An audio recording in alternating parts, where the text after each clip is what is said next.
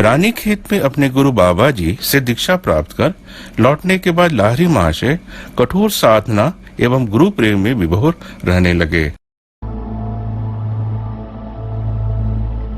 इसी बीच कई अलौकिक घटनाएं हुई, जिसका वर्णन पुराण पुरुष नामक पुस्तक में मिलता है।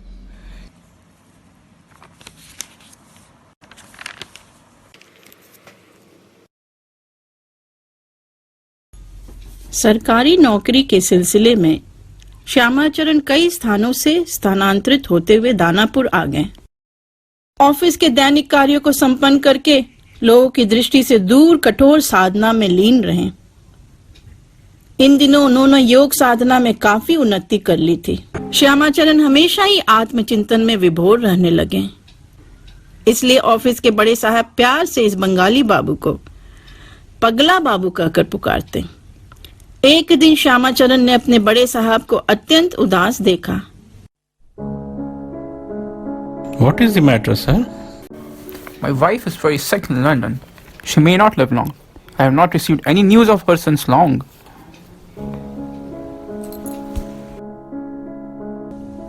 मानव प्रेमी श्यामाचरण का मन करुणा से भर गया। वे स्वयं को संयत नहीं कर पाए। उन्होंने साहब से कहा, I will get you her news very soon, sir. साहब काफी दिनों से भारतवर्ष में रह रहे थे और भारतीय योगियों की अनेक अलौकिक कथाओं एवं करतूतों के संबंध में सुन रखा था। तब भी अविश्वासी मन में विश्वास नहीं उभर पा रहा था। असहाय दृष्टि से वे श्यामाचरण की ओर देखते रहे। श्यामाचरण ऑफिस के एकांत कमरे में प्रवेश करके ध्यानस्थ हो गए।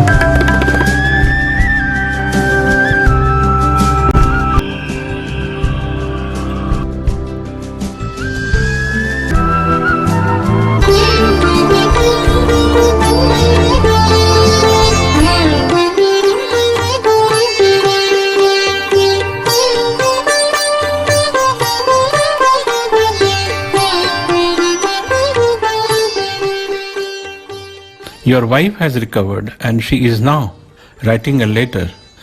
Soon her letter will reach you, sir. किंतु संशयग्रस्त साहब के मन में संशय बना रहा।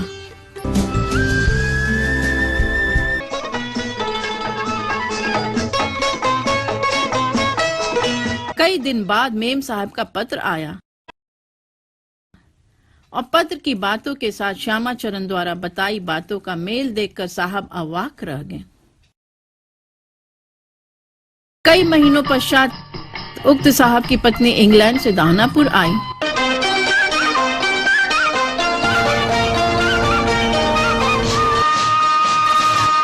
एक दिन मेम साहब अपने पति से मिलने के लिए ऑफिस में आई तो श्यामाचरण को देखते ही पहचान लिया और विस्मित हो गई।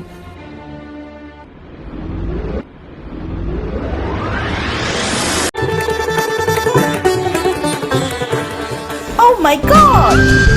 He was the one who was standing beside my bed when I was ill.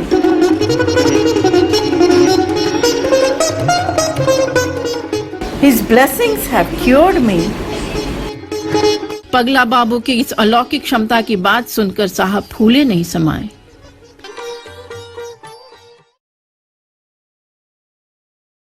एक दिन अपने शिष्य मंडली के बीच बैठे लाहिरी बाबा अचानक बोल पड़े, जानते हो मैं क्यों आया हूँ? फिर स्वयं बोले, मैं सत्युग का बीज वमन करने आया हूँ। मेरे शरीर छोड़ने के 50 साल के अंदर यह ब्रह्म विद्या विश्वव्यापी हो जाएगा। उन्होंने कई लोगों की दीक्षा दी, जिनमें प्रमुख हैं युक्तेश्वर गिरी, बामा खेपा, पंचानन भट्टाचार्य, श्री भूपेंद्रनाथ सन्याल आदि।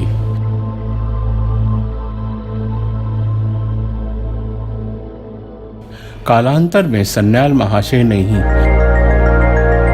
गुरुधाम बौंसी एवं पुरी आश्रम की स्थापना की।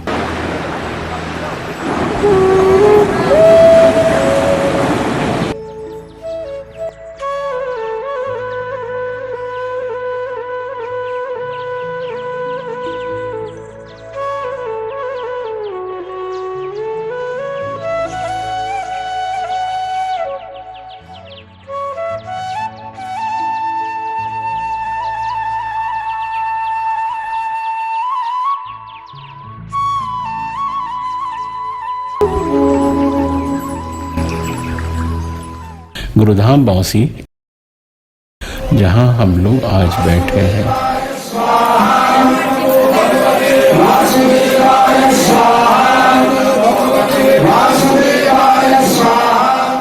बंगाल में नदिया जिला अंतर्गत साधनपाड़ा गांव में पिता श्री कैलाश चंद्र सन्याल एवं माता भुवनेश्वरी देवी के परिवार में श्री सन्याल महाशय का जन्म हुआ। इनके 4 भाई एवं 2 बहनें थीं।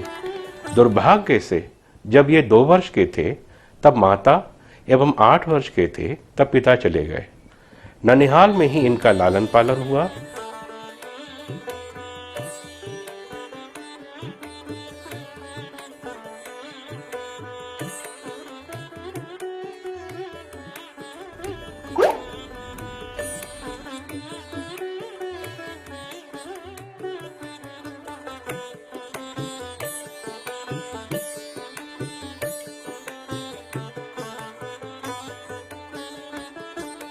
वे बाल्यकाल से ही सत्यवादी एवं चरित्रवान थे। एक घटना है।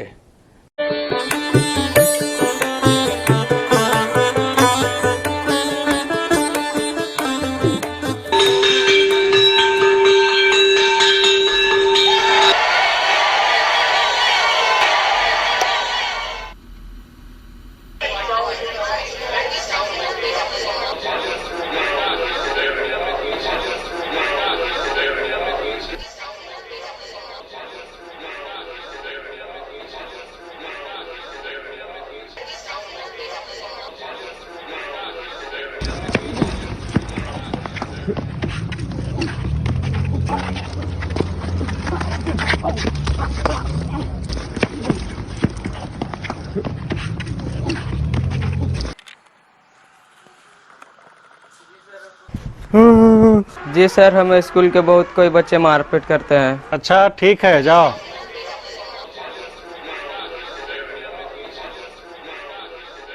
भूपेन इधर आओ। अध्यापक ने सन्याल बाबा से पूछा, क्योंकि वे जानते थे यह झूठ नहीं बोल सकता है। आपने सच सच बात मास्टर को बता दी।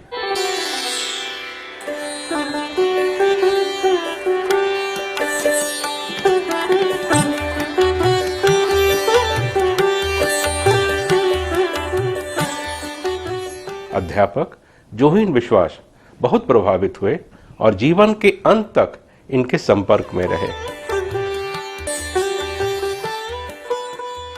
महाभारत, रामायण, उपनिषद आदि सद्ग्रंथों को आपने बचपन में ही आत्मसात कर लिया था। सुखदेव जी कहते हैं, परीक्षित, भगवान।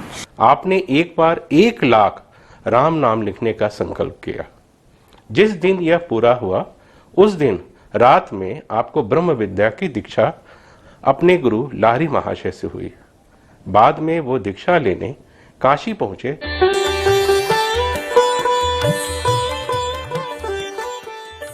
तो लाहिरी बाबा ने कहा, आपको तो दीक्षा मिल चुकी है। फिर भी 1893 आषाढ़ महीने में इनकी दीक्षा हुई।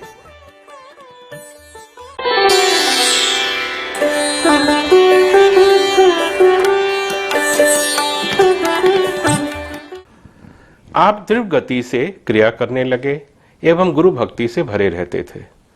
आपको कहीं क्रिया करने के लिए स्थानाभाव होता था तो आप सबको सो जाने पर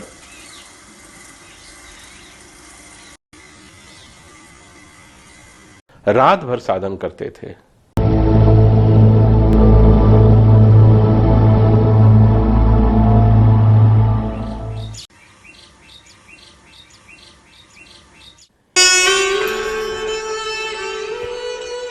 एक बार आप रोगग्रस्त हो गए, नारी चलनी बंद हो गई, जीवन का कोई लक्षण नहीं था, घर में रोना पीटना शुरू हो गया। सन्याल बाबा के मन में हुआ, मृत्यु कैसी होती है, देखना चाहिए। उसी समय एक 8 साल की सुंदर लड़की आई और पूछा, बाबूजी, क्या आपको डर लगता है? उन्होंने कहा, हाँ माँ, मुझे डर लगा। बालिका ने कहा, माँ, मृत्यु के उस पार है, इस पार नहीं। यह कहकर उनका स्पर्श किया और अदृश्य हो गई। इधर इनकी नारी चलनी शुरू हो गई और आप धीरे धीरे पूर्णतः स्वस्थ हो गए। 21 वर्ष की अवस्था में शांतिपुर निवासी श्री योगेंद्रनाथ राय की प्रथम कन्या श्रीमती कालीदासी देवी से आपका विवाह हुआ।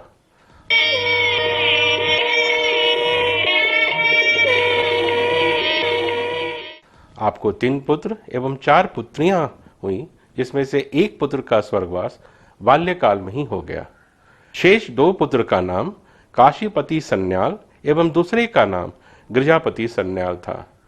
पुत्रियों में क्रमशः सावित्री देवी, उषा रानी देवी, गायत्री देवी एवं गीता देवी। सन्याल महाशय को अपने जीवन में बहुत से साधु संतों का समागम हुआ। इनमें मुख्यतः थे महर्षि रविंद्रनाथ ठाकुर, अश्वनी भगत, बामा खेपा, खाकी बाबा, कृष्णानंद स्वामी, श्री ज्ञानानंद जी, पूर्णानंद जी, निर्मलानंद आदि। सन्याल बाबा के जीवन में अनेक अलौकिक घटनाएं हुई, जिनमें से कुछ का वर्णन प्रासंगिक होगा। एक बार आप पुष्कर में सावित्री देवी के दर्शन हेतु जा रहे थे। भीषण गर्मी थी, आप नंगे पैर थे तथा आपको जोर की प्यास लगी थी। पहाड़ी के रास्ते में पानी का नामो निशान नहीं था। प्यास से लगता था अब प्राण निकल जाएगा। इतने में करीब 15 वर्ष की सुंदर बालिका एक घड़ा लेकर आ गई और पूछा, बाबूजी, आपको प्यास लगी है? आपने कहा, हाँ माँ, प्यास लगी है। उस बालिका ने घड़े से आपको लोटे में जल दिया, जिसे पीकर आपकी तृष्णा जला गई। आपने मुड़कर देखा तो वह अदृश्य हो गई थी।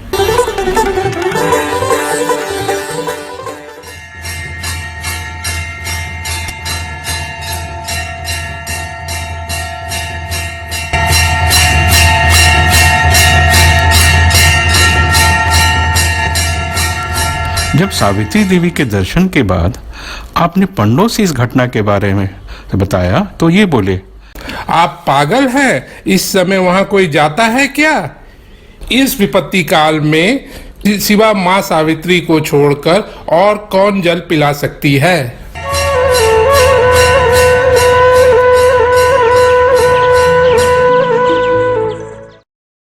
अपने गुरु श्री श्यामाचरण लाहिरी की मृत्यु के बाद आपका चित्त शोक से विहल हो गया।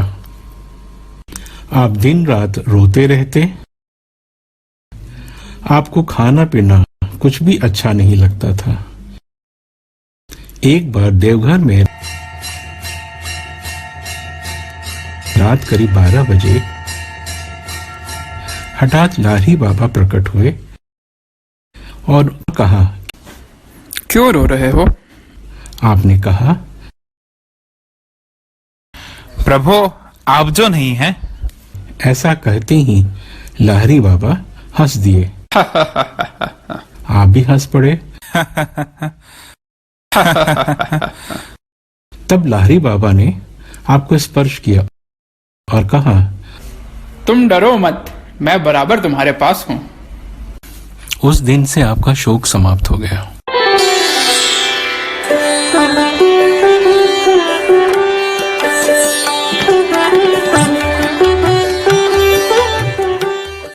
एक बार आपने स्वप्न में देखा कि कोई पहाड़ी है जिसमें 7 स्तर हैं। बहुत से साधु संत वहां तपस्या कर रहे हैं। इसमें जीसस क्राइस्ट, केशव सेन, रामकृष्ण परमहंस तथा और कई संत थे।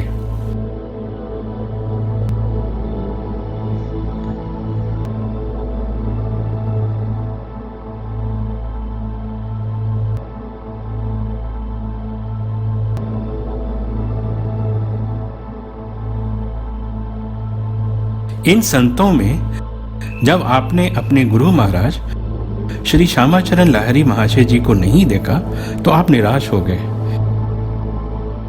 इतने में पर्वत की चोटी से आवाज आई, मैं यहाँ हूँ। आ जाओ।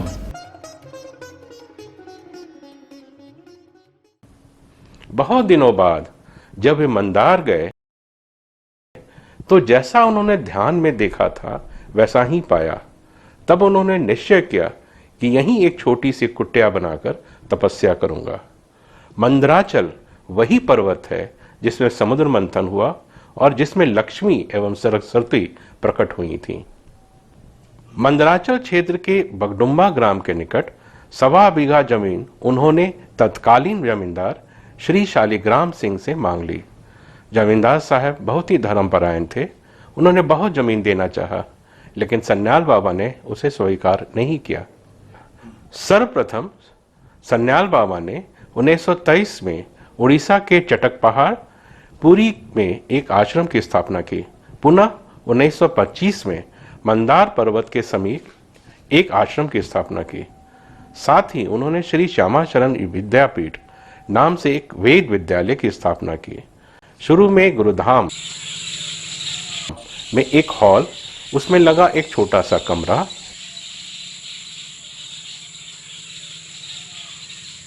एक भंडार घर, बाथरूम तथा एक इनारा बनवाया। जब तक वे वहां रहते लोगों का समागम रहता था। सन्याल बाबा के रहते सिवड़ी स्टेट के कुलदीप नारायण त्रिपाठी एवं उनके अनुज श्री रुद्र नारायण त्रिपाठी सारी व्यवस्था करते थे। दोनों भाई साधना के भी उच्च स्तर को प्राप्त थे। जब वे मंदार गुरुधाम में होते तो लाहिरी बाबा के फोटो की पूजा करते थे। जब जाते तब संदूक में बंद कर चले जाते थे। सन्याल बाबा के प्रीतम शिष्य श्री ज्वाला प्रसाद तिवारी ने एक दिन पूछ ही लिया, महाराज, आपने कितनों पर कृपा की है, पर ठाकुर के लिए कुछ व्यवस्था अभी तक नहीं हो पाई है। अगर मैं रजोगुण का सहारा लूं तो करोड़ों 100 मुद्रा आ जाएगा, परंतु उसका परिणाम अच्छा नहीं होगा। बाद में उनके संकल्प से एक गुरु मंदिर बना, जिसमें अपने गुरु लाहिरी महाशय की संगमरमर की मूर्ति स्थापित की गई तथा दूसरे मंदिर में कैलाशपति शिव, दुर्गा, नारायण, सूर्य एवं गणपति पंच देवता की स्थापना हुई।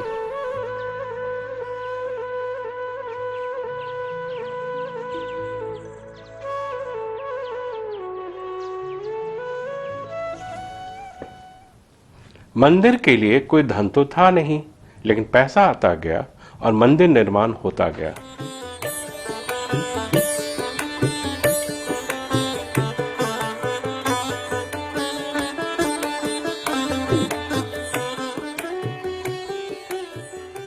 जिसमें मुख्य कर्ता श्री ज्वाला प्रसाद तिवारी जी रहे तथा सिवरी परिवार के अलावा कलकत्ता के राधा कृष्ण चमड़िया, त्रिवेणी बाई एवं अन्य कई गुरु भक्त जुड़े रहे। काल बहुत क्रूर होता है, उसको किसी पर दया नहीं आती। दिनांक 17/1/1962 को लंबी बीमारी के बाद ब्रह्म मुहूर्त में श्री सन्याल महाशय का महाप्रयाण हो गया।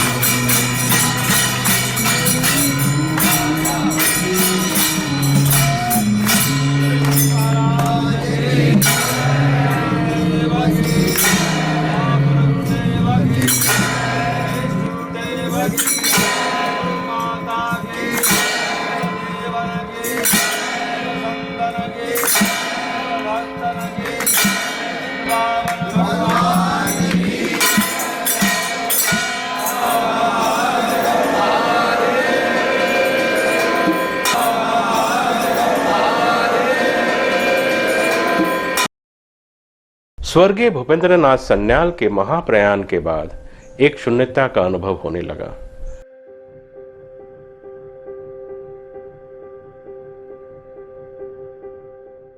सन्याल बाबा ने कई श्रेष्ठ साधकों को दीक्षा दान के लिए अधिकृत किया था, जिनमें सबसे प्रमुख थे उनके अनन्य सेवक सिद्ध साधक पंडित ज्वाला प्रसाद तिवारी जी